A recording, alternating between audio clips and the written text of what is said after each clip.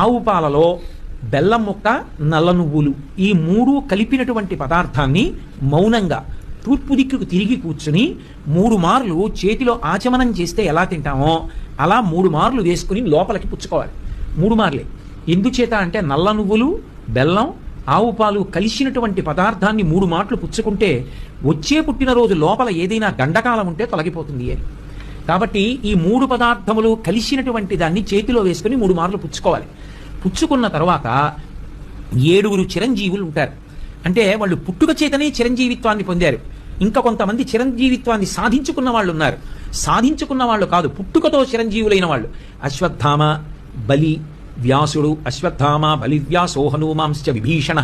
హనుమంతుడు, విభీషణుడు, కృపాచార్యుడు, పరశురాముడు.